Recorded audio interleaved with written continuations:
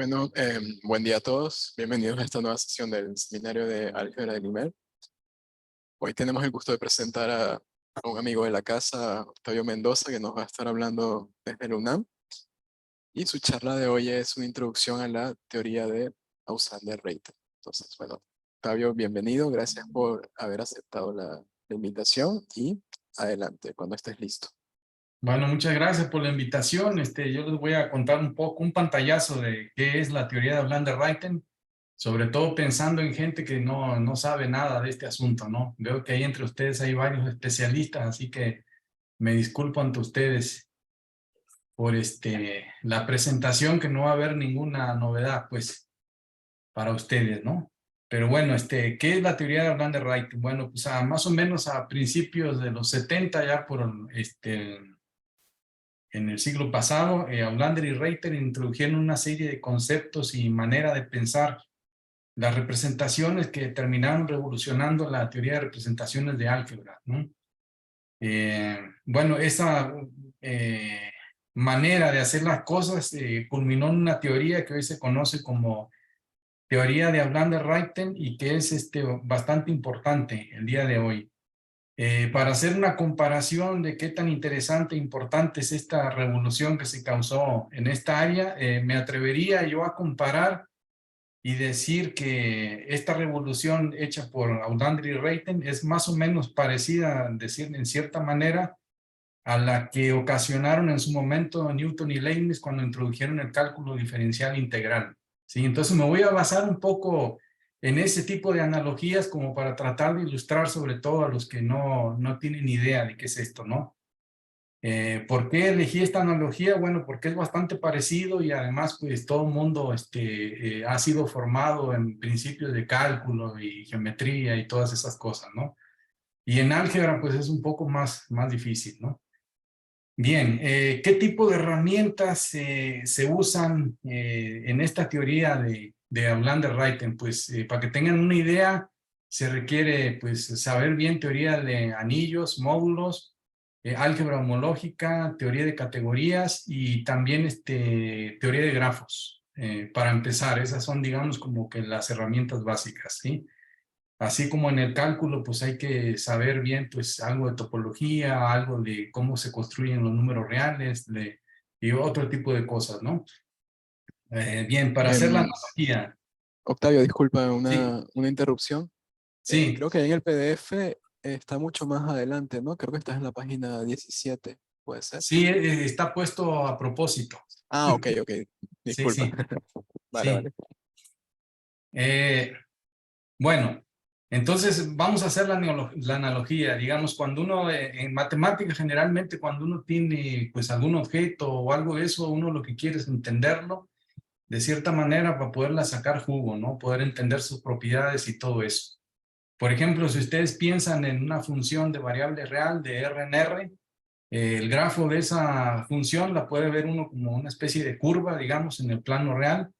Y la idea que uno tendría inocente es pues de ver cómo es esa curva, ¿no? Dónde crece, dónde decrece, dónde tiene máximos, mínimos, cómo se comporta, ¿no? Está claro que pues uno lo que quiere es pues dibujar la curva para poder ver bien qué es lo que está pasando. Pues precisamente el cálculo diferencial lo que nos permite es hacer eso, ¿no? Trazar intervalos de crecimiento, concavidad, convexidad, máximos, mínimos. Y para eso pues se le pide que la función tenga ciertas propiedades, ¿no? No se puede hacer en general, digamos, ¿no? Para una función cualquiera, ¿no? Entonces, para poder hacer ese nivel de estudio y poder dibujar algo, requerimos que ese algo pues tenga propiedades buenas, ¿no? En este caso que tenga varias derivadas, ¿no? Mientras más derivadas tiene, pues más se puede estudiar la curva, ¿no? En analogía con ese problema, digamos, uno está en el campo del álgebra, a uno le dan un álgebra lambda y le ponen los módulos a izquierda, lambda módulos a izquierda, y a uno le dicen, bueno, pues hay que entender esa categoría de módulos, ¿no? Y entenderla, pues significa, pues, ver cómo se comporta, pues, como eh, tal categoría, ¿no? Entonces, ¿qué se le puede ocurrir uno hacer? Bueno, pues, para eso ya ha habido un montón de métodos, ¿no? Está la teoría clásica de anillos, módulos, etcétera, ¿no? Y entonces, ¿cuál es la novedad que implementaron o la idea de Outlander y Raytheon con respecto a esta teoría, ¿no? Es en analogía con la curva, tratar de ver cómo se puede construir o dibujar, digamos, la categoría de módulos, ¿no? De manera tal de obtener un dibujo, un esquema, ¿no? De cómo se comporte, qué tan compleja es, ¿sí? Entonces, en esa analogía, eso es precisamente lo que hace la teoría de Outlander-Raytheon, ¿sí? Y como en el caso de las curvas, que no lo podemos hacer para cualquier curva arbitraria, pues hay que pedirle ciertas propiedades, ¿verdad? Aquí también, ciertas propiedades que de cierta manera nos dan herramientas para poder establecer y hacer este tipo de procedimientos, ¿sí? Por ejemplo, no se puede para álgebras arbitrarias. Una clase de álgebras muy bonita donde se puede hacer esto son las que se llaman álgebras de Artin, ¿sí? Que voy a definir más adelante qué es eso.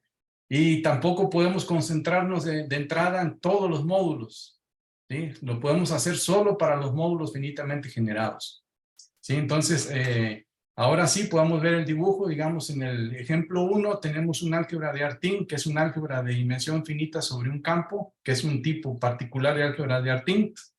Esta es un álgebra de caminos, ¿sí? ¿Se alcanza a ver la manita? ¿Sí? Sí, sí, sí. Sí, sí. El álgebra de caminos asociado a este carcaj. Esta es el álgebra cuyos elementos son el espacio vectorial generado como base los caminos posibles aquí en el carcaj, que son los caminos de longitud 0, que son los vértices, los caminos de longitud 1, que son las flechas, los caminos de longitud 2, que son composición de dos flechas, ¿sí? Digamos, aquí tenemos 3 caminos de longitud 0, 2 caminos de longitud 1, que son estas dos flechas, y un camino de longitud 2, que son estas dos flechas. Entonces, con la composición, pues es la concatenación de caminos, y con eso tenemos que esta es un álgebra de dimensión finita que tiene dimensión 6, por ejemplo, ¿no? Entonces, esto es un álgebra de dimensión finita, ¿sí? Y esto que ven ustedes acá es lo que sería el carcaj de Outlander-Raytheon, asociado a la categoría de módulos finitamente generados, ¿sí? Es decir, precisamente la teoría de Outlander-Raytheon, a semejanza como se hacía con las curvas, ¿no? De tratar de describir cómo dibujarlas, ¿no? Entonces, lo que me hace la teoría de Outlander-Raytheon es darme herramientas para yo ver cómo es la complejidad de los módulos, ¿sí? Con un dibujo, y ese dibujo precisamente es un grafo que están viendo aquí que tiene vértices y flechas, ¿no? Aquí los vértices corresponden a módulos inescindibles y las flechas corresponden a morfismos irreducibles, ¿sí? Este tipo de carcaj que vemos aquí es un carcaj muy particular que localmente es de tipo maya, por así decirlo, ¿sí? Ustedes pueden ver esta malla que tenemos aquí, ¿sí? Es justo inducida por lo que sería una sucesión de Outlander-Raytheon, que voy a hablar también ahorita de qué se trata eso, ¿no? Esta línea punteada me está diciendo que este módulo, el trasladado de este módulo me da esta es otra sucesión de Outlander-Raytheon, que es esta otra mallita, me dice que el trasladado de este es este, y aquí tengo esta otra mallita y me dice que el trasladado de este es este, ¿sí? Entonces, digamos que lo que nos permite describir a la categoría de módulos finitamente generados es a través de lo que sería un carcaj con traslación, ¿sí? Que en el caso de las funciones de una variable, pues la herramienta que se usa pues es el plano real de dimensión 2, ¿no? Y aquí lo que usamos pues es un carcaj de traslación, ¿sí? Entonces toda la información de la categoría de módulos finitamente generados está metida aquí adentro, en este grafo, ¿sí? Y me da, pues con esto puedo hacer cálculos para calcular los grupos de extensiones, por ejemplo, para calcular morfismos entre distintos módulos inescindibles, y es bastante útil, digamos. Por ejemplo, si ahora tomo esta álgebra cociente, el álgebra de caminos cociente por el ideal generado por esta relación, ¿no? Aquí tenemos el carcaj, tenemos el nombre, le puse nombre a las flechas, ¿sí? Para que vean cómo se hace la composición, ¿sí? Lo que estamos diciendo es que este camino es igual a este camino y esta composición de estas dos flechas es 0, pues. Entonces, este es un álgebra también de dimensión finita y en este caso aquí tienen el carcaj de Outlander-Raytheon, ¿sí? O cómo se puede dibujar la categoría de módulos finitamente generados, ¿sí? Aquí tienen las relaciones malla que aparecen asociadas a sucesiones de Ablander-Rayten. Fíjense, esta malla es un poco más complicada y si ustedes se fijan, este módulo no tiene trasladado. No tiene trasladado porque es proyectivo, ¿sí? El trasladado de Ablander-Rayten de un proyectivo es 0, se anula, pero todos los otros sí. Y entonces, la complejidad, digamos, de la categoría de módulos finitamente generados de esta álgebra, pues aquí la tienen dibujada, ¿sí? Entonces, digamos, generar la teoría necesaria para entender exactamente cómo hacer esto y cómo usarlo para poder hacer ejemplos y cálculos concretos, no es nada simple, es bastante compleja, ¿sí? Lo que yo voy a tratar de hacer, miren, aquí tienen otro ejemplo. Aquí en esta álgebra, con la relación, la composición de estos dos es 0, este es su carcaj de Ablander-Rayten, y fíjense que aquí este carcaj está identificado, ¿sí? Es una especie de tubo aquí, pues, abajo, ¿sí? Este se identifica con este. ¿De acuerdo? En general no tiene por qué ser así, no tiene por qué ser finito, ¿sí? O sea, un álgebra se dice de tipo finito si hay un número finito inescindibles, ¿no? Existen álgebras que no son así, que tienen infinitos inescindibles, y entonces el dibujo del carcaj de Ablander-Rayten puede ser bastante complejo, ¿sí? En algunos casos, incluyendo el caso finito, por ejemplo, aparecen cintas de Möbius, tubos, por ejemplo, tubos finitos y varias cosas interesantes, ¿no? ¿Alguna pregunta al respecto? Algo que, mientras me tomo un matecito. ¿Una pregunta por acá? Sí, por acá hay una. A ver. Hola, Octavio. No, tenía una pregunta que es, ¿vos después vas a definir lo que son esos símbolos de los módulos? Estos símbolos, Sí. mira, estos símbolos, esto que ves aquí, que con la manito, es un Sí. módulo escrito en lo que se llama la filtración radical del módulo. ¿Sí? Estos simbolitos. Entonces, no describo el módulo, sino su filtración radical. Sí. Sí. No recuerdo cómo era eso, si alguna vez lo supe. Pues tomas el módulo, lo tomas el radical, vas al cociente, que es lo que se llama el top, ¿no? Y lo tomas el radical y tomas el cociente sobre el radical al cuadrado, es lo mismo que el top del radical, ¿no? Y así vas bajando, y eso te da, pues, la filtración, pues. Esto quiere decir que este módulo que tienes aquí en la manito, quiere decir que en el top tiene el simple 3 y el simple 2, ¿sí? Y en el siguiente nivel de la filtración aparecen el simple 1 y el simple 2. Quizás lo que quiera decir es que eso no determina el módulo. Es si es de tipo finito el álgebra, sí. Sí, si es de tipo finito, sí. Claro. ¿Y los que tienen la barrita al costado? Los que tienen la barrita al costado en esta notación quiere decir que son los módulos proyectivos. Por ejemplo, en esta álgebra, este es el proyectivo asociado al vértice 1, este es el proyectivo asociado al vértice 2, ¿sí? Este es el proyectivo asociado al vértice 3 y se acabaron, solo hay 3 proyectivos, ¿sí? Los que tienen la barrita de este lado son los inyectivos. Este es el inyectivo en el vértice 2, el inyectivo en el vértice 3, que es el simple 3, este es el inyectivo en el vértice 1, ¿sí? Y entonces, aquí tienes, por ejemplo, cuáles son todos los módulos inescindibles. Todos los que hay son estos nada más, ¿sí? En la construcción del carcaj de Ablander-Rayten, en la manera en cómo se construye todo eso, uno empieza calculando una componente, ¿sí?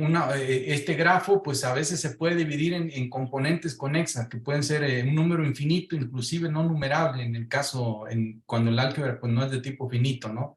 Y entonces empieza uno construyendo un componente, por ejemplo, con los proyectivos, ¿no? Trabajando con ellos y usando la teoría de Ablander-Rayten para ir construyendo las sucesiones de Ablander-Rayten. Este es un proceso bastante complejo de hacer. No es nada simple, pero a cambio lo que da es una información prácticamente de la categoría de módulos, ¿sí? ¿De acuerdo?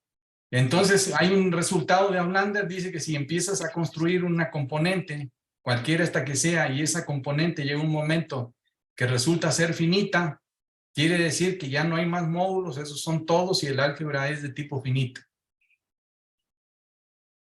Sí, entonces, de cierta manera es un método para poder encontrar todos los módulos inescindibles,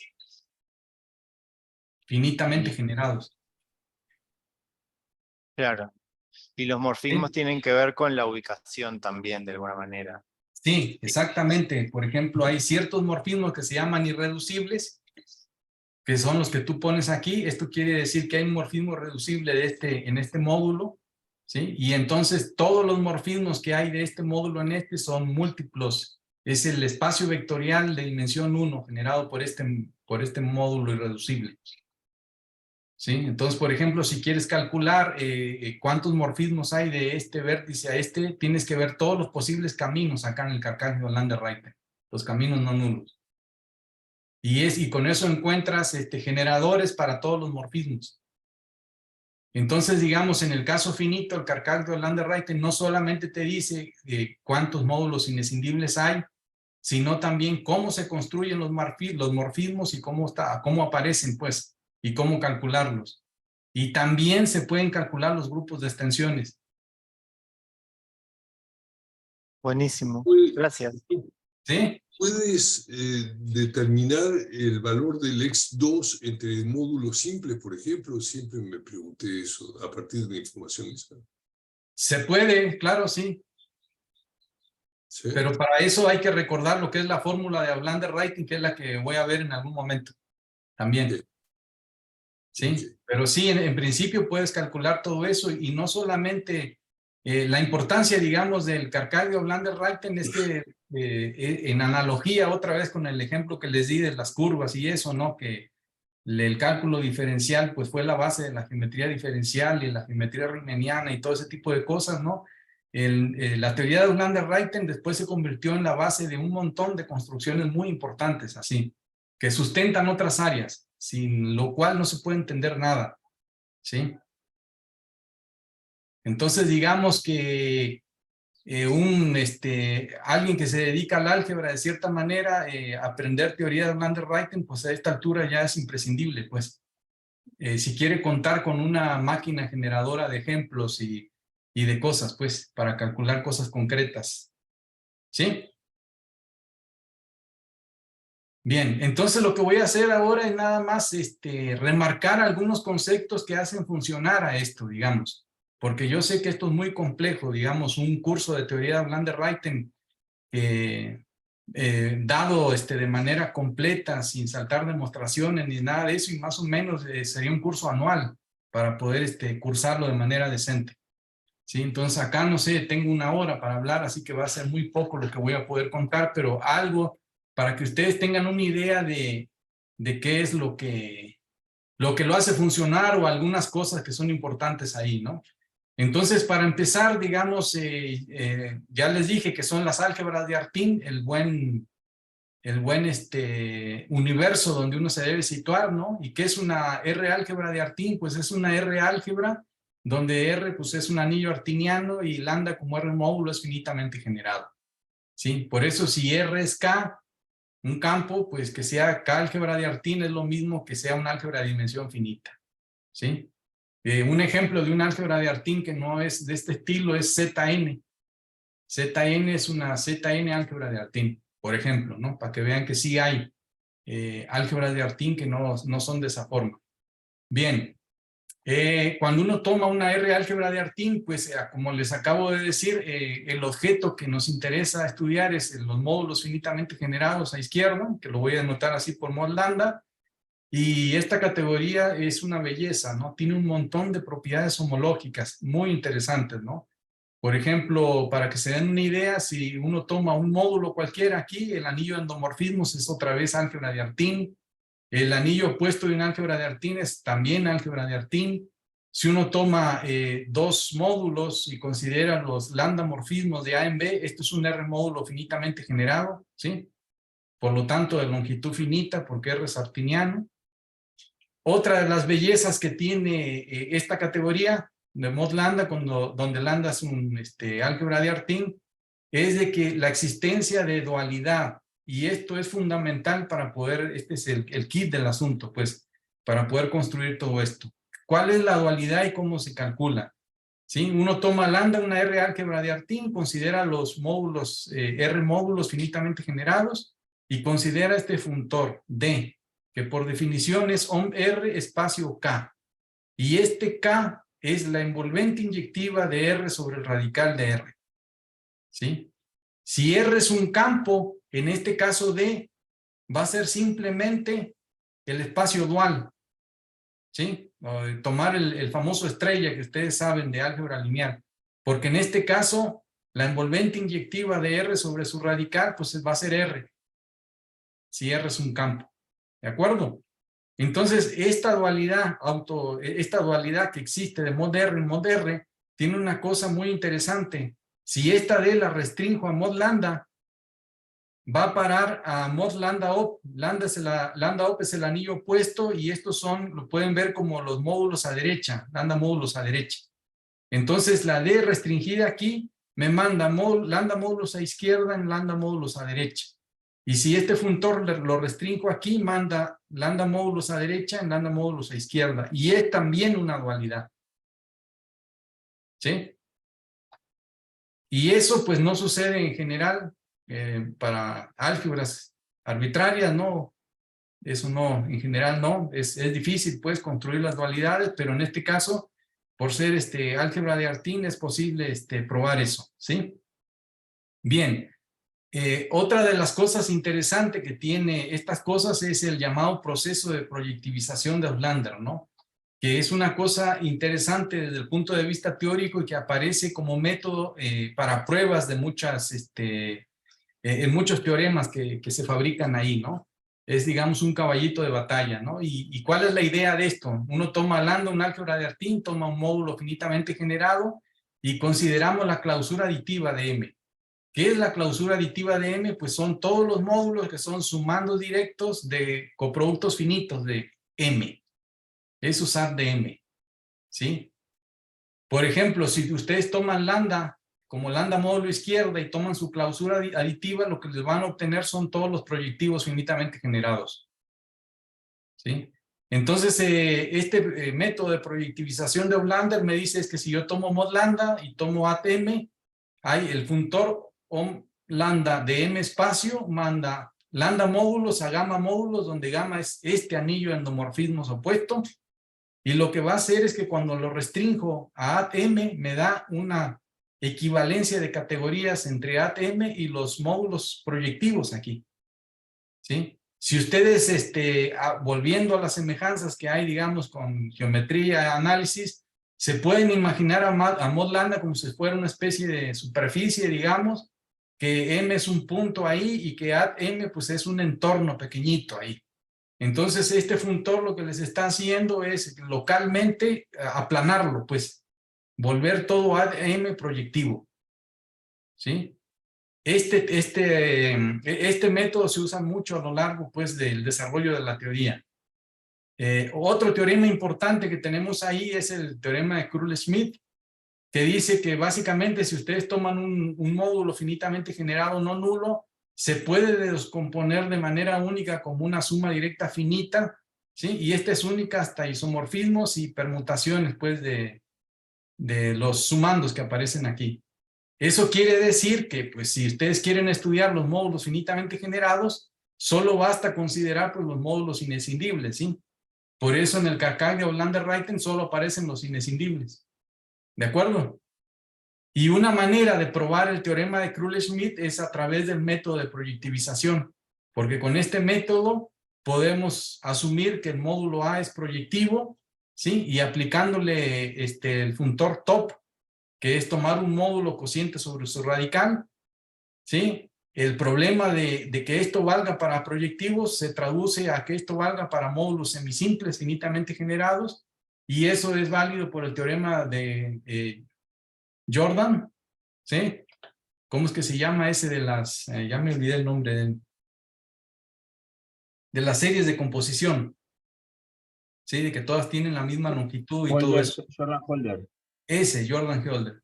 Entonces, básicamente, digamos, este método de proyectivización de aplanado, que así lo podemos entender, me transforma el teorema de Krull-Schmidt en el teorema de Jordan-Holder. Eso para que se den una idea de qué es lo que está pasando, digamos, y qué tan potente es este proceso introducido por Auslander, ¿sí?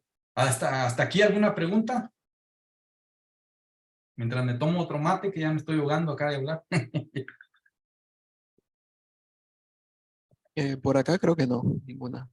No sé si Muy bien. dentro de la audiencia virtual, alguna consulta. ¿No? Bueno, entonces seguimos. Si recuerdan... No en te el quieren, no te quieren dejar tomar mate.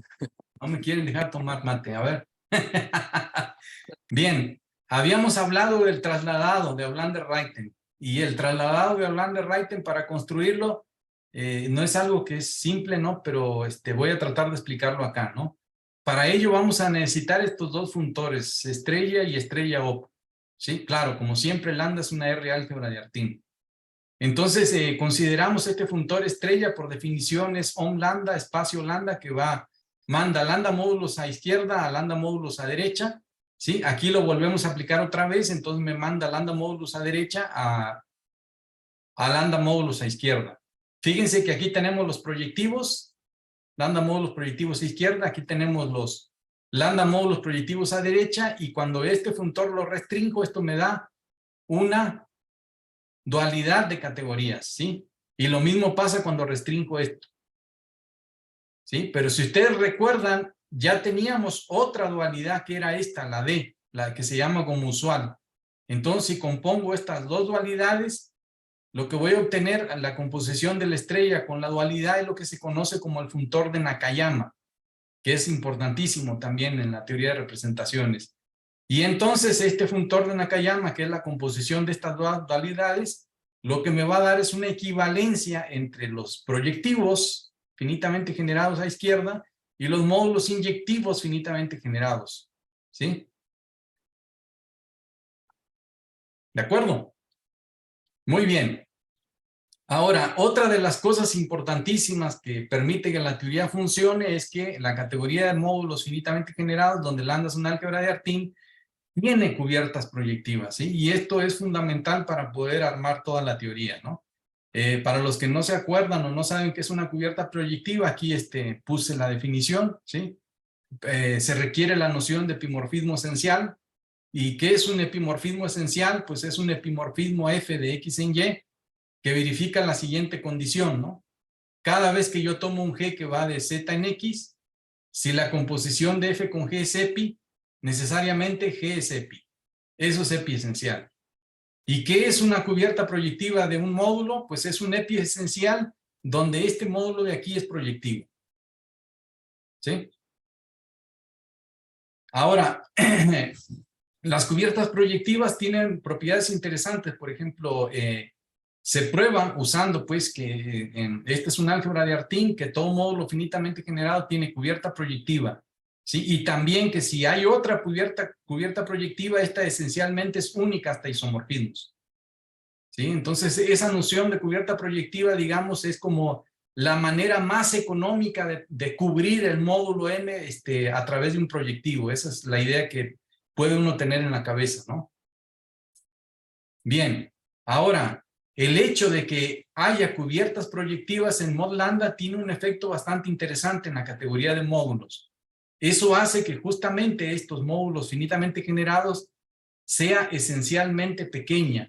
¿Qué quiere decir esencialmente pequeña? Quiere decir que si yo tomo las clases, las isoclases de un objeto M y las junto todas en una bolsa, esta bolsa es un conjunto. ¿Sí? ¿Hasta aquí se han entendido? ¿Alguna duda? No, por el momento parece que todo bien. Muy bien. Entonces, fíjense que esto ya tiene cierto interés porque los módulos inescindibles forman un conjunto. ¿Sí? Si uno identifica la clase con el módulo, ¿no? O elige un representante por cada uno de estos. Y eso es bastante fuerte porque luego entonces en mod lambda se le pueden aplicar una serie de técnicas combinatorias ahí, usando un grupo de Grothendieck, formas cuadráticas, en los enteros, bueno, un montón de cosas, ¿no? Ahora sí, ¿qué es el famoso trasladado de Auslander-Reiten y cómo se construye? Bueno, se construye de la siguiente manera. Uno toma un módulo, ¿sí? y a ese módulo le calcula lo que se llama presentación proyectiva minimal del módulo. ¿Qué es una presentación proyectiva minimal? Esto se construye usando las cubiertas proyectivas, ¿sí? ¿Y qué es? Pues bueno, primero se toma G, la cubierta proyectiva de M, se toma el kernel de G, ¿sí? Y se toma luego la cubierta proyectiva de ese kernel, ¿sí? Y este es el morfismo que estoy poniendo aquí. Entonces, con eso se arma lo que sería la presentación proyectiva minimal, ¿sí? Acuérdense que la idea de la cubierta proyectiva es cubrir de manera económica el módulo, pues entonces no es extraño ver que si uno tiene dos presentaciones proyectivas minimales del mismo módulo, son isomorfas, pues. Por eso es única hasta isomorfismos, ¿sí? Y podemos considerar una fija, si quieren, ¿sí? El trasladado de Aulander-Reiten del módulo se construye así, pues tomamos la presentación proyectiva minimal, lo estrellamos, ¿sí? Le aplicamos este funtor contravariante, el estrella, ¿sí? Y esta sucesión exacta me va a dar esta sucesión exacta que tengo aquí, donde este es el cokernel de F, ¿sí? De F estrella. Fíjense que ya vimos que la estrella manda proyectivos en proyectivos, así que estos módulos que yo tengo aquí son proyectivos. Y luego lo que hago es aplicarle la dualidad, ¿sí? Cuando le aplico la dualidad, esta sucesión exacta, pues me da otra sucesión exacta que es esta que tengo aquí, ¿sí? Y entonces el trasladado de Aulander-Reiten es justamente este módulo que aparece aquí. Es el dual del cokernel de F estrella, ¿sí? Como esta es una dualidad, pues entonces esto es lo mismo que tomar el kernel del dual de F estrella. Y habíamos quedado que el dual de F estrella es Nakayama, ¿no? Entonces, pues el trasladado de Aulander-Reiten, ¿cómo se hace? Pues se toma la presentación proyectiva minimal, toman este morfismo, le aplican el funtor de Nakayama y le calculan el kernel. Y ese es tau de M. ¿Sí?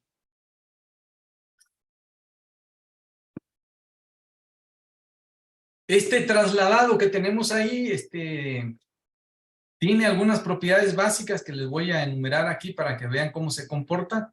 Por ejemplo, el trasladado de un coproducto finito es isomorfo al coproducto finito de los trasladados, ¿sí? El trasladado de Aulander-Reiten de un módulo es cero, sí, solamente si este módulo es proyectivo. Y esta que es bastante interesante, ¿no? Uno toma, por ejemplo, isoclases de inescindibles aquí en in sub p de lambda, isoclases de inescindibles que no son proyectivos, y aquí tengo isoclases de inescindibles que no son inyectivos. Entonces el trasladado es una biyección entre estos dos conjuntos, ¿sí? Y eso es una manera bastante interesante, pues, de hacer una correspondencia bastante coherente, digamos, entre módulos inescindibles no proyectivos y módulos inescindibles no inyectivos, ¿sí? El trasladado hace exactamente eso. Para los que saben algo de álgebra homológica, por ejemplo, la dimensión proyectiva de un módulo X es menor o igual que 1. Sí, solamente sí, por ejemplo, esta condición homológica se puede traducir a simplemente checar que este ohm es 0. Pero fíjense que aquí aparece el trasladado, ¿sí? Entonces, digamos, el trasladado de Aulander-Reiten lo que hace es simplificar muchos problemas homológicos. Bajarlos de rango en simplicidad, pues hacerlos más simples. De cierta manera, ¿no? Porque si queremos calcular la dimensión proyectiva, pues hay que tomar las resoluciones, ver que es la más pequeña y hacer cálculos, ¿no? Y aquí esto se traduce en que este ohm es 0 desde los inyectivos, ¿sí? Con respecto a lo que me decía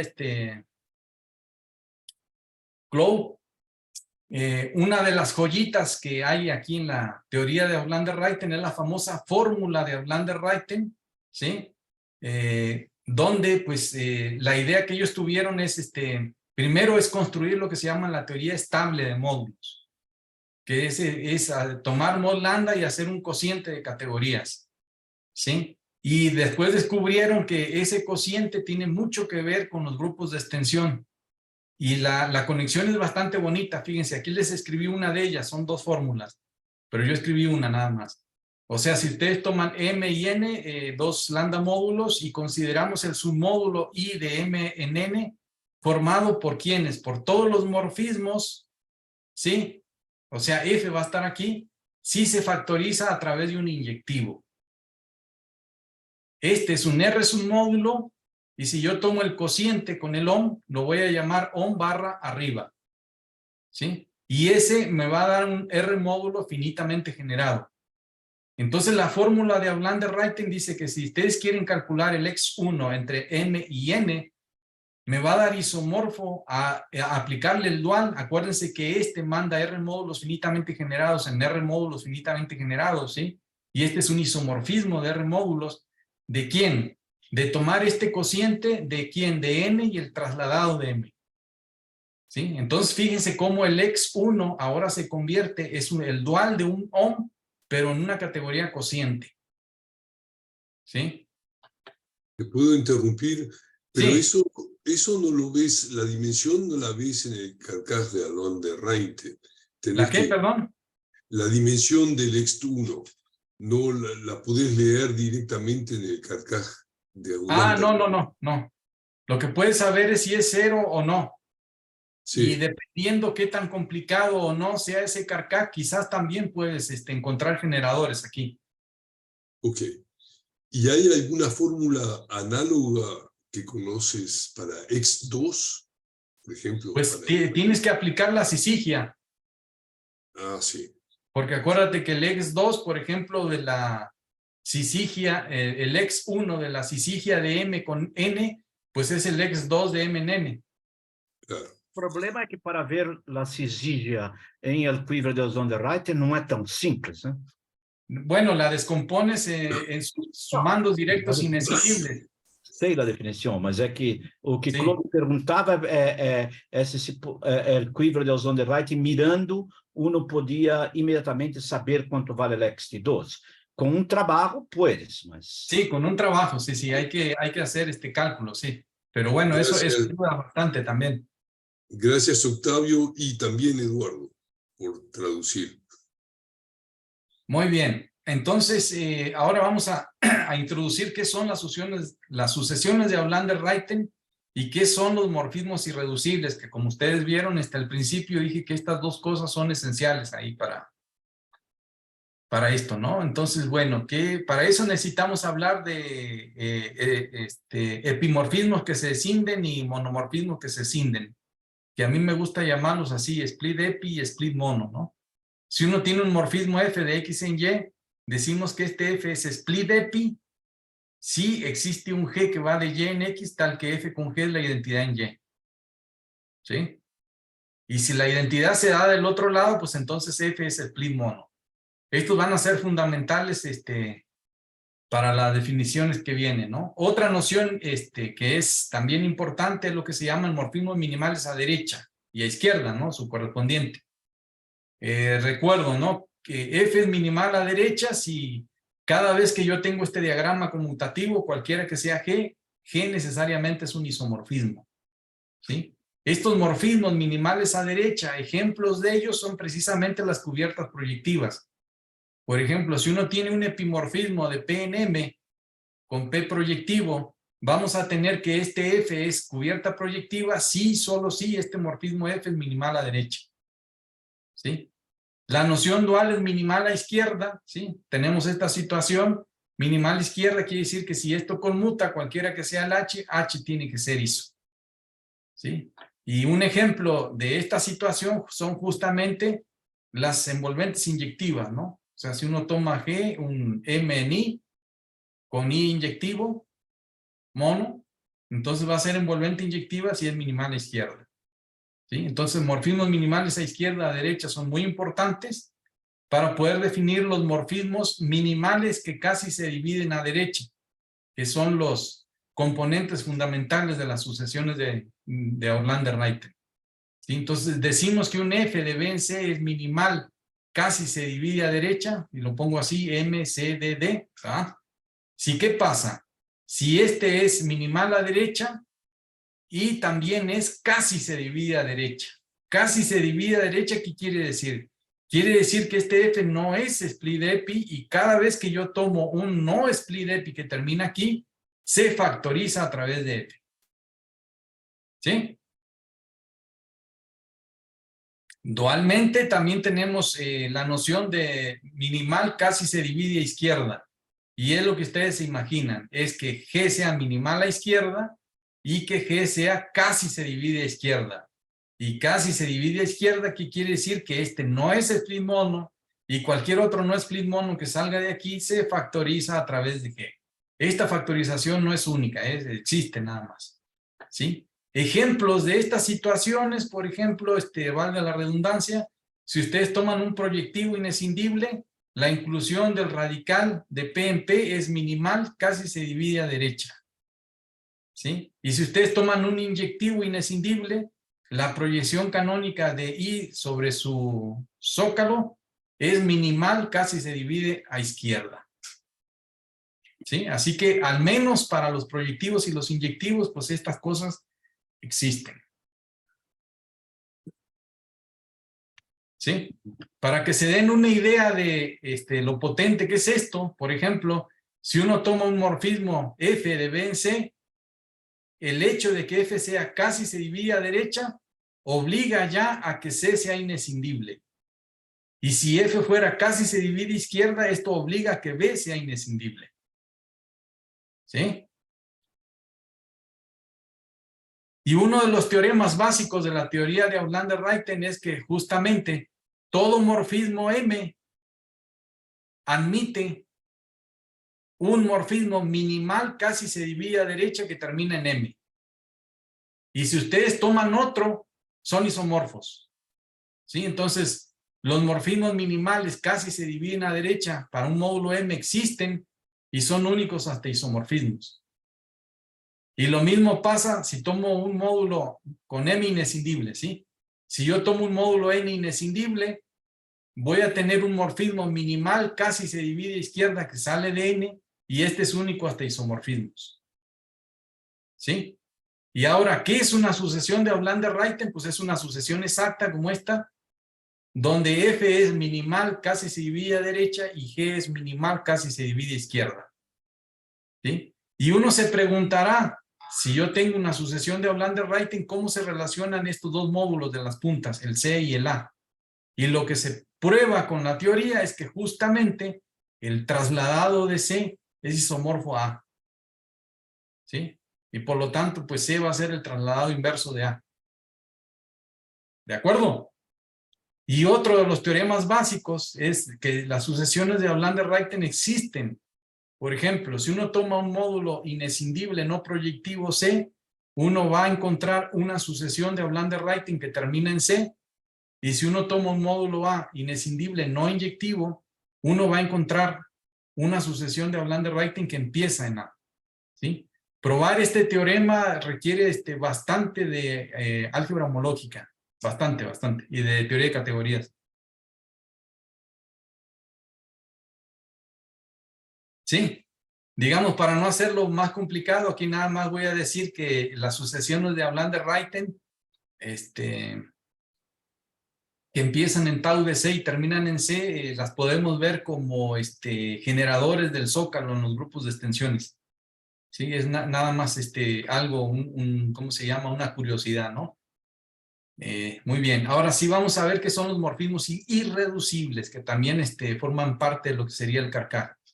Entonces vamos a decir que G de B en C es irreducible. Octavio, disculpa. Sí.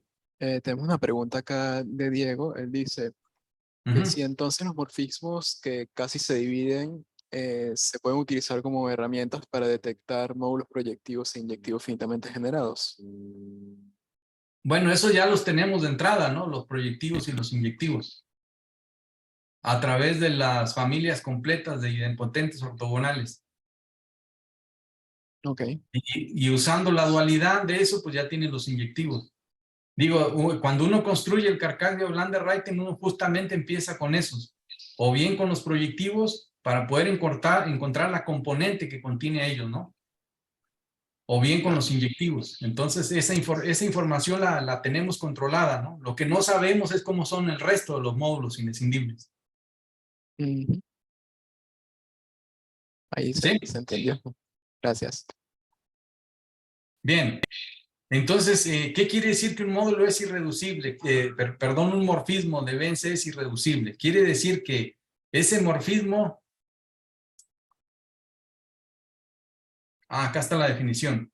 quiere decir que este morfismo no es split epi ni split mono, ¿sí? Y que cada vez que este morfismo G se factoriza a través de un objeto cualquiera, ¿no? Digamos así, o sea, G es la composición de T con S, necesariamente este T es split epi, o bien, aquí puse I, esto está mal, o bien ese es split mono, este no es I sino O, aquí hay un error. O sea, esas factorizaciones no se pueden prohibir y son las triviales. Y esas forzosamente tienen que existir y son las únicas, eso es lo que decís, Sí, sí, sí, sí, para completar. exacto. Ahora, si ustedes saben que para que tengan una idea de qué efecto tiene asumir que el morfismo es irreducible. Si el morfismo es irreducible, va a pasar que este G o es epimorfismo o bien monomorfismo, pero no ambas cosas, ¿eh? Si G es minimal a la izquierda, G tiene que ser minimal a la izquierda y a la derecha también, si es irreducible. Y tiene que ser distinto de cero. ¿Sí? Entonces, esto para que vean que este tipo de morfismos también son muy especiales, así. Y un teorema básico que es importantísimo, este también, me dice lo siguiente: si ustedes conocen un morfismo de B en C que es irreducible, ¿verdad? Esto va a pasar si y solamente si este es distinto de cero y yo lo puedo completar a un morfismo minimal, casi se divide a derecha. ¿Sí? En otras palabras, los morfismos irreducibles que terminan en C los puedo obtener todos como sumandos directos de morfismos minimales, casi se dividen a derecha. ¿Sí? Este es un teorema bastante importante también desde el punto de vista teórico. Y este teorema, este otro básico es el enunciado dual, ¿no? Si uno empieza con un módulo A inescindible, entonces este F de A en B va a ser irreducible. ¿Sí? Sí, solamente sí, pues este es distinto de cero y es un sumando directo de un minimal, casi se divide a izquierda. ¿Sí? Entonces, fíjense la conexión tan estrecha que hay entre los morfismos minimales que casi se dividen y los morfismos irreducibles. ¿Sí? Con unos puedo encontrar los otros también. O se pueden completar, ¿no? Y este otro teorema básico me dice, bueno, si uno toma una sucesión que sea de Outlander-Reiten, pues ya les había dicho que quiere decir que este G es minimal casi se divide a derecha y este es minimal casi se divide a izquierda. ¿Sí? Pues bueno, va a resultar que esta propiedad es equivalente a decir que F y G sean morfismos irreducibles. ¿Sí?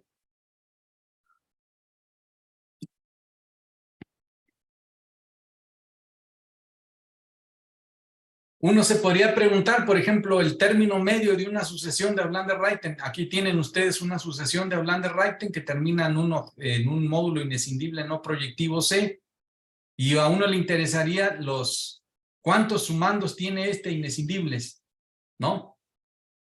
Y no hay razón para ver que este número en general sea finito, ¿no? Porque ¿por qué el número de sumandos inescindibles del término medio, por qué tendría que ser finito, ¿no? Pero resulta que sí, ese número siempre es finito. ¿Sí? Y por ejemplo, si el álgebra no es semisimple, va a haber uno que va a tener exactamente un sumando directo. Y si el álgebra es de tipo de representación finito, sé que hay un número finito de objetos inescindibles, necesariamente tiene a lo sumo 4.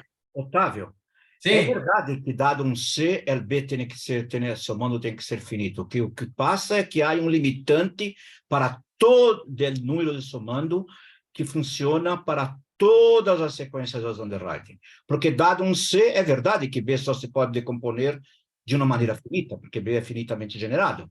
sí. Pero este número está acotado uniformemente también.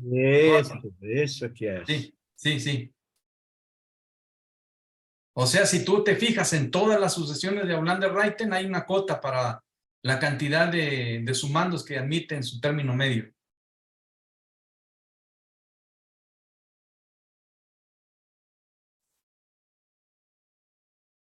Muy bien. ¿Cuánto tiempo me queda? Sí, Octavio, justo te iba a avisar, aproximadamente 10 minutos. Aproximadamente 10 minutos. Sí, pongámosle 10. Ok. Bueno, otra de las construcciones importantes, antes que me olvide, lo que les comento es que yo escribí unas notas, le mandé el PDF aquí a Marco, así que lo comparto con ustedes para si quieren ver la versión completa, pues, porque es imposible dar todo, ¿no? Y además de que es poco tiempo, pero ahí pueden ver más en detalle, ¿no? Bien. Una construcción también importante que se usa bastante dentro de la teoría es el radical de una categoría, ¿no? Uno tiene lambda, un álgebra de Artin, y uno toma mod lambda, y importa saber cuál es el radical de esto, ¿no? Esta construcción del radical es emulando lo que sería el radical en un anillo, más o menos. Esa es la idea. ¿Sí? Entonces, para eso hay que hablar de lo que son ideales en una categoría. En general se puede hacer una categoría aditiva, pero bueno, para no hacerlo tan complicado, vamos a ver qué es un ideal en mod lambda. ¿Sí? Entonces, un ideal, digamos, en esta categoría va a ser una clase de morfismos y, ¿no? Donde pues tiene sentido quién es I de X en Y para cualquier par de objetos XY en mod lambda, ¿sí? Estos I de X en Y pues son R submódulos del OM, OM de X en Y, ¿sí? Y que tienen la propiedad de que pues este I va a absorber, como hacen los ideales, que eso saben hacer, las composiciones a izquierda y a derecha, ¿no? Es decir, que si yo tomo un F que vive aquí en el ideal, necesariamente la composición a izquierda por T, a derecha por T y a izquierda por H también va a estar en ese I de A en B. ¿Sí? Entonces, en este caso, pues es de manera natural la definición de ideal, pues que tenemos en anillos, pues lo podemos pensar aquí en una categoría, ¿sí? Bueno, él es siguiendo la idea de Mitchell, pues que introdujo por allá en los 60, ¿no? De pensar una categoría pequeña, una Z categoría pequeña como si fuera un anillo, digamos, y los módulos, los funtores como si fueran módulos, ¿no? Entonces, esa fue una de las cosas que siguió Lander, digamos, para poder aplicarlas acá, ¿no? Entonces, por ejemplo, OM sub lambda, por definición, pues es el OM de X en Y para todo par XY. Eso quiere decir que puedo pensar a toda la clase de morfismos como un ideal. Pues esto es obvio, ¿no? Y este es el ideal trivial, digamos, donde pues son todos morfismos cero. ¿Sí? Entonces, el mod lambda al menos tiene dos ideales triviales, ¿no? Este que es todo y este que es el cero, que llamo cero aquí. ¿Sí?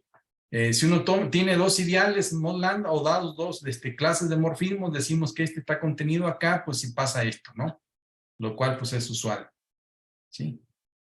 Esto quiere decir que, bueno, cualquier otro ideal está comprendido entre el trivial y el trivial total, por así decirlo. Entonces, dado un ideal en la categoría de mod lambda, uno puede ir al cociente. Y eso me da otra categoría ahí, donde los objetos son los mismos que ya tenía, pero los morfismos, ¿sí? Van a ser estos cocientes que tengo aquí. ¿De acuerdo? Y la composición de morfismos, pues es la composición de las respectivas clases. Y esto está bien definido precisamente porque de aquí, el I, es un ideal. ¿Sí? Esto me permite inducir un funtor canónico que va de mod lambda al cociente. Aquí estamos repitiendo lo que se hace usualmente en anillos, ¿no? Que tomas el anillo, un ideal, y haces el cociente y obtienes el epimorfismo canónico, ¿no? Pues aquí vas a obtener pues, un funtor canónico, que es la identidad en objetos, y aquí es tomar la clase en los morfismos. ¿Sí? Bien. Entonces, ¿qué es el radical? El radical de la categoría de módulos. Va a ser una clase de morfismos, ¿verdad? Donde radical sub lambda de XY pues va a ser un R submódulo de aquí, del OM de X en Y, y tengo que decir cuándo un F, un morfismo de X en Y, pues está en el radical. Y esto pasa por definición, ¿sí? Sí, solamente sí, para cualesquiera objetos A, para cualquier objeto A, y cualquier morfismo B de A en X y cualquier morfismo alfa de Y en A, si tomo la composición de estos, pues este va a estar en el anillo de endomorfismos de A y pedimos que este esté en el radical del anillo de endomorfismos. ¿Sí? Esta es una de las maneras de definirlo. Hay varias y se prueba que todas son equivalentes, ¿no? Pero pues como esto no es un curso, les doy la que yo quiera, ¿no? Ok. Entonces, ¿quedó claro? ¿Alguna pregunta sobre esto? Por acá, audiencia presencial. De momento no. Bueno, por ejemplo, y defino potencias del radical definidos para cada n natural. Para mí los naturales incluyen el 0. Entonces, radical a la 0 de lambda, pues es ohm lambda. Radical a la 1 de lambda, pues es el radical de lambda. Y para n mayor o igual que 2, ¿sí? El radical a la n se define de manera inductiva. Va a ser una suma finita, ¿sí? De estos morfismos, donde este de aquí está en el radical de x en z de y, y este otro va a estar en el radical de una potencia menor con zi de x. Este es el radical a la n, ¿sí? Y el radical infinito, pues va a ser del radical infinito entre x y y, pues es la intersección sobre todos los naturales de radical a la n. ¿Sí? El radical y por lo tanto las potencias son ideales de la categoría de módulos, ¿sí? Y tienen una serie de propiedades bastante interesantes. Por ejemplo, si uno toma un objeto X, el radical en X justamente coincide con el radical del anillo endomorfismo, ¿no? Y pues aquí tienen las potencias sobre n, es un ideal, y el radical infinito también es un ideal. Y tiene esta propiedad de que conmuta con los coproductos también, finitos. Y esta es interesante también, ¿qué pasa si X y Y son inescindibles? En este caso, el radical consiste de todos los morfismos F de X en Y que no son iso. Esta descripción es bastante útil, ¿sí? Y bueno, aquí hice un cálculo de cómo se ve el radical, pero bueno, esto lo podemos tirar, ¿no? Es nada más que una... Bien, la propiedad importante es qué conexión hay entre los morfismos irreducibles y el radical. Y justamente un morfismo F de A en B con A y B inescindible, este F va a ser irreducible si solamente si está en el radical de A en B, pero no está en el radical al cuadrado. ¿Sí? Como ya vimos que el radical es un ideal, sería interesante ver qué pasa si tomo mod lambda y lo hago cociente con el radical, ¿no? Si ustedes toman pues un anillo artiniano y lo hacen cociente sobre el radical, pues va a dar semisimple, ¿no? Aquí, ¿qué es lo que da? Y esto es lo que vamos a hacer ahora, ¿no? Bueno, aquí empezamos con un ejemplo. Si la R álgebra de Artin es un anillo con división, los únicos ideales que van a existir en mod lambda son los triviales nada más. El 0, el trivial y el total, ¿no? Y no hay más nada. Y en este caso, pues como no hay más nada y no puede ser todo, pues en este caso el radical es 0. ¿Sí? Entonces, si lambda es un anillo con división, pues su radical de la categoría es trivial, ¿no? Bien. Si uno toma, por ejemplo, una cantidad de un conjunto indexado de R álgebras de Artin, estas T sub I son R álgebras de Artin, uno puede considerar esta categoría, el coproducto de mod de T sub I, que son módulos finitamente generados. ¿Cómo se define o qué se entiende? ¿Qué es esto? Pues es la subcategoría del producto, ¿sí? Donde pues los elementos son I-hadas y casi todos son 0, salvo un número finito, ¿no? Estos justamente así se define esta subcategoría, ¿sí? Y lo interesante del asunto es que si uno toma un álgebra de Artin y hace cociente sobre el radical, lo que va uno a obtener es un coproducto de este tipo de categorías, ¿sí? Donde este módulo es un anillo con división, ¿sí? Y ya vimos que la categoría de módulos no tiene ideales salvo los triviales. Entonces, pues lo que estamos obteniendo es que esta categoría de cierta manera es como si fuera semisimple, pues, en este sentido, ¿no? De que se descompone como un coproducto de cosas que no tienen ideales salvo los triviales. ¿Sí? ¿Tengo algo más de tiempo o ya no? ¿O sería bueno No, parar ya para habría que preguntas parar, sí. posibles? O... Por mí te dejaría más tiempo, pero hay un seminario y bueno, Ok. hay que ceder la sal. Bueno, pueden leer más detalles de todo esto en las notas ahí que preparé. Aquí hablo de categorías de funtores y todo eso y cómo es que se usan y se interpretan en términos de sucesiones de Olander-Ruyten y propiedades homológicas. Así que bueno, ahí están las notas disponibles para que les echen un ojo y vean qué es lo que hay. Pues esta es más que nada es una introducción, pues. ¿Puedo sugerir que hables Sí. otra vez? No sé si me corresponde sugerir eso. Pues no lo sé, porque quedarme donde ya hablé, luego ya va a pasar el tiempo y todo eso. Por eso le mandé las notas a Marco para compartirlas con ustedes, pues La idea es convencerlos de que la teoría de Olander-Ruyten es interesante y no sé si conseguí eso. No, mas la sugestión de Claudia que tú hablaras una otra vez en este seminario, una continuación para terminar. Ah, Sí, con bueno, otro tema. No, esto mismo, pensando, para terminar eso. pensando en eso, justamente el viernes próximo está Ajá, libre. Lo habíamos hecho como una pausa a mitad de semestre para, digámoslo así, descansar un poco y también que es periodo de parciales, pero sí. podría usarse para Pues si esta ustedes segunda parte. quieren, el próximo viernes puedo que sea parte 1 y hago la parte 2 empezando con lo que es la categoría de funtores. Aquí. Exacto. Y Perfecto. ahí en el chat están pidiendo también una continuación, entonces hay gente enganchada y de verdad el tema es bastante interesante y como son una categoría, como mencionas al principio, tan rica con tantas cosas, si no te molesta, bueno, podría No, a hacerse mí no. una continuación. Si Perfecto. ustedes, si el Incluso público así lo pide, Leibniz y Newton, una de esas capaz que para la próxima están. pues Na ojalá. próxima eu não estarei porque eu dou classes nesse. Estou hoje porque é feriado em Brasília, só por isso.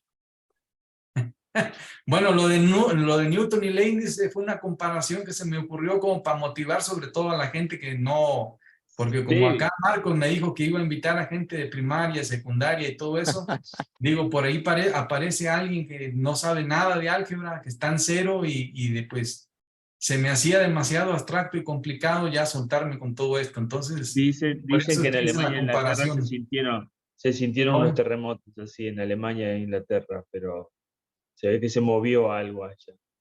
Con tu Se movió comparación, pero bastante, se movió porque estas cosas aparecen en todos lados.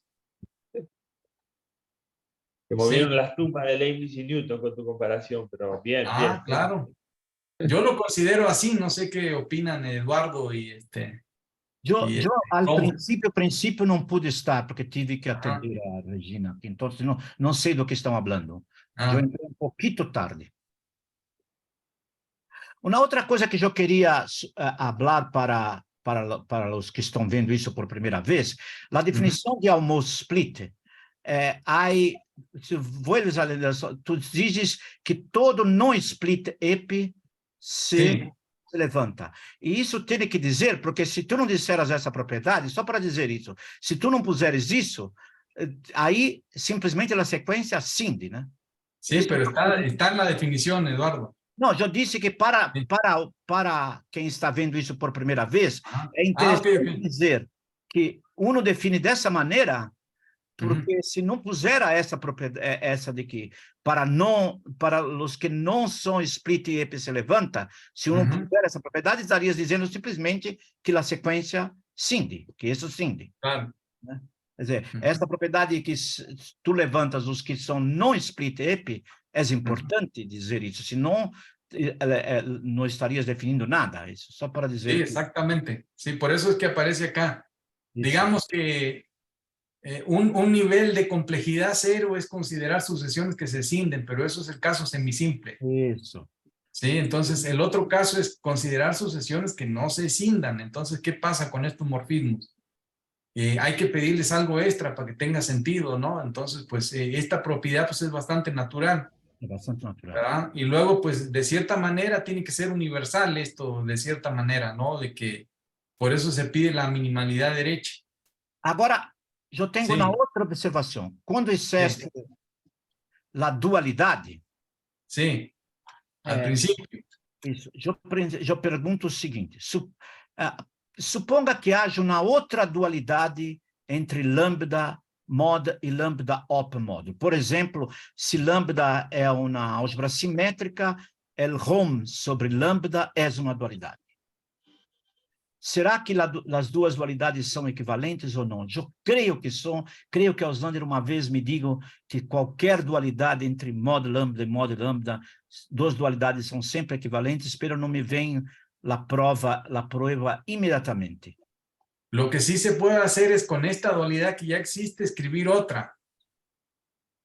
Creo, si mal no recuerdo, es om lambda espacio el dual de lambda. Não, mas o que eu perguntei é outra coisa. O que eu perguntei Sí, sí. Suponha que lambda, por exemplo, fuera uma álgebra simétrica. Então, el ROM lambda, dual de lambda, é uma dualidade. Será que é equivalente a essa ou não? No lo sé. Essa é uma pergunta. Eu creio que é, mas não sei provar imediatamente. Ou seja, que a dualidade é essencialmente única. Eso no sé. No me puse a pensar mucho en eso, en esa dirección. Eu creio que é, mas não sei se saberia provar. La Eso dualidade... no sabría decirte. Bueno, de hecho, esta le llaman la dualidad usual, pues, esta que está aquí. Mas se tu tens uma dualidade entre lambda e lambda op, tem que levar os projetivos em los injetivos, a resolução projetiva em resolução injetiva. Eu creio que vai ser a mesma em los objetos. Eu creio que vai ser a mesma, mas não sei. Ou seja, eu creio que a dualidade é única se existe. Aqui, nesse caso. Me parece que queda determinada por la imagen de lambda, del álgebra libre, del módulo libre con un generador. Porque después son todos cocientes de suma directa de eso. Creo que queda determinada por su valor. Eu creio que deve ser a mesma, ou seja, que a dualidade não... Quizás si es representable, debe ser la misma, sí. Por ejemplo, porque si esa dualidad es representable, contravariante, ¿no? Si es representable el módulo que entra acá, aquí sería lambda, ¿no? Tiene que ser inyectivo. Eso se puede deducir de la teoría que hay. Y tiene que ser además un cogenerador inyectivo. ¿Sí? Tudo bem, tudo bem. Y entonces, en este caso, pues, si tú pones om lambda espacio dual de lambda, o ese tiene que ser un cogenerador inyectivo y me parece que tiene que ser minimal. Me parece que si esa dualidad que tú dices es representable, sí es isomorfa esta. Pero si no es representable, pues no sé. Bom, havia que pensar. Mas eu creio que é verdade. Tá bom. Perdón Sí. por la interrupción, pero toca ir cerrando la sesión.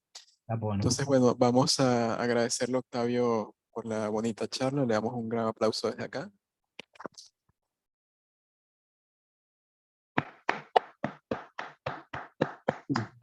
Y bueno, Octavio, agradecerle también por aceptar dar la continuación para el próximo viernes. Entonces, bueno, estaremos reencontrando E en Otávio, exactamente una semana. me envias as notas para que eu tenha, já que não vou ver a próxima. Yo se las reenvío a todos, ¿sí? Tá bom. Sí, sí. Yo le mandé las notas a Marco para compartirlas. Sí, las Para tengo. que tuvieran, digamos, una manera, digamos, rápida de qué hay ahí, pues, sobre todo para la gente que no ha visto nunca nada de esto, ¿no? Sí. Y creo que eso es interesante. Por lo Y menos... sobre la grabación que me preguntan por ahí por el chat, sí, la subo apenas pueda para que esté disponible antes de la segunda parte. Entonces, bueno, perfecto. Gracias a todos por haber venido. Y bueno, nos estamos reencontrando en una semana. Ok. Bueno, muchas gracias. Me dio gusto verlos a todos. Gracias a ti. Tchau, tchau. Nos vemos. Chao, chao, gracias. luego. Nos vemos Chao, pronto. Chelito. Acá está Chao el a todo escritorio mundo. esperándote. Chao, chao. Chao, nos vemos.